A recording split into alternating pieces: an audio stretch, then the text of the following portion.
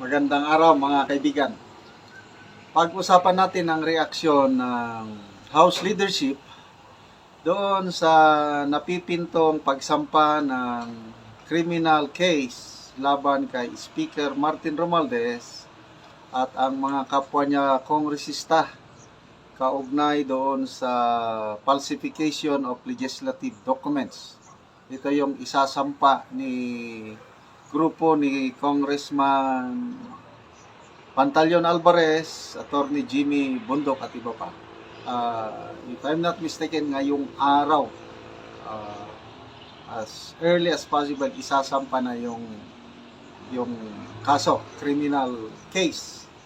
So, ano ang reaksyon ng kasamahan ni Speaker Martin Romualdez? Kasi si Speaker, tahimik lang yan.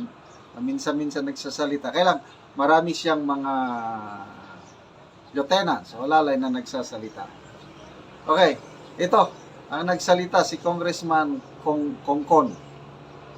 Sabi niya, stop diversionary tactics. Itinukos niya kay VP Sara. Itigil ninyo na yung pagda-divert nyo. Diversionary tactics daw itong pag-file ng criminal case against kay Speaker Martin Romualdez. Para daw mawala yung issue sa impeachment. Kaya ito, pinapailan ng kaso. Okay. Mag-focus daw, i-address yung impeachment complaint. Anong i-address niya? Wala pa nga impeachment, delayed nga eh. Tinatawanan lang sila ni VP Sara. So ito, sa balita 1PH. Yeah, 1PH. Sara told, stop diversionary tactics, address impeach raps. House Assistant Majority Leader J. Kongkon said it was the height of political absurdity to raise issues against Speaker Martin Romualdez at this crucial stage. Height of political absurd yung walang kwenta. Walang kwenta daw yung pag-file ng kaso. Bakit walang kwenta? Diversion lang para mawala yung issue sa impeachment. Yan ang sabi ng kongresista. It would be best for the camp of impeached Vice President Sara Duterte to stop the diversionary tactics they have been employing. Ito, pag-file ng kaso, ini-employ ng mga kasamahan ni VP Sara. And focus instead on how she can survive the impending Senate impeachment trial. Okay. So, kahapon niya sinabi to.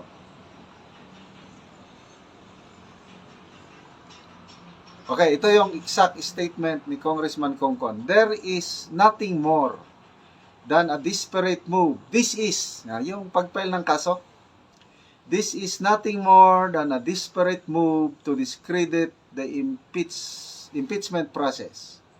The real battle here is not about the political wrangling that we expect, but the one which involves truth and justice. Wow. This should not be hidden using diversionary tactics. Ito, meron siyang pahayag tungkol sa speaker.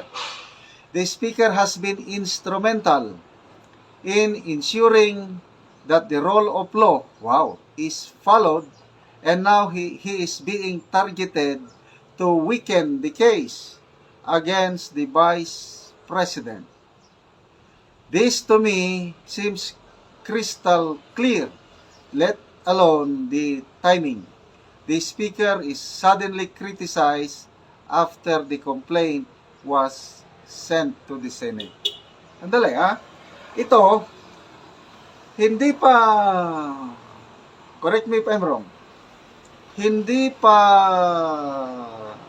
na-impeach si VP Sara, nag-uusap na, nagsasalita na si Congressman Alvarez, sina Attorney Vic Rodriguez, sina Congressman Ungab nga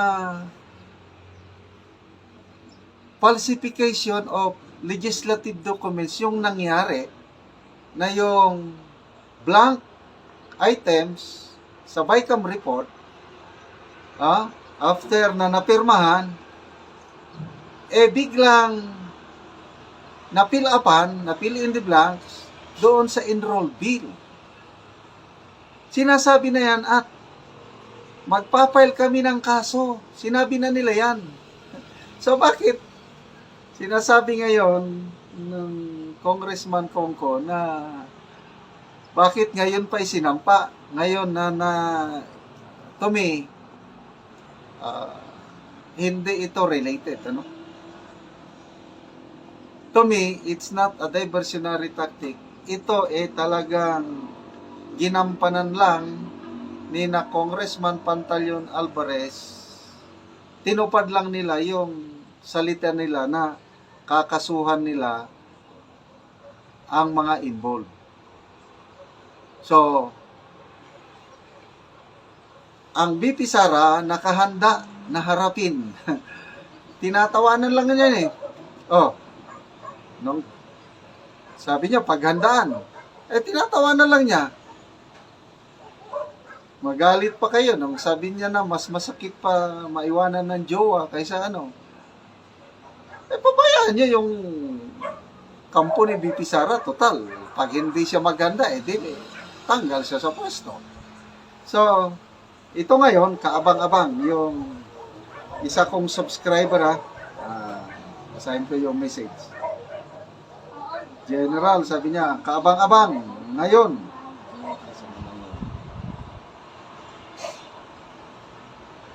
May nag-message sa akin kanina Ito. Ano ba yung? Kaabang-abang. Yan. Kaabang-abang. Nag-message siya kagabi, Sunday. Kaabang-abang. Bukas ngayon, General. Sasampahan na ng kaso ang tatlo. Romualdez, Dalipi. Si Congressman Kimbo, special mention. Tunay na bayani. According si Congressman Alvarez, sir. Yun. So, status update yung pinadala sa akin. So, yun. Monitor natin ito at mag-vlog ako once na naisampa na yung kaso. So, yan. Medyo hindi kaya natataranta na ang House leadership itong pagsampa ng kaso. Tingnan natin. Okay, mga kaibigan, salamat po sa inyong palaging panonood sa ating mga vlogs. Nagkakaroon tayo ng income dahil sa inyo. Ang ating income sa channel na ito is itinutulong natin sa talandig na tribo sa Bukidnon.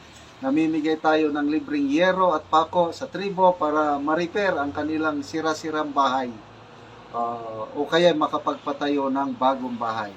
Namimigay din tayo ng livelihood assistance pagtatanim ng lakatan ng saging. So, salamat sa tulong niyo. Panoorin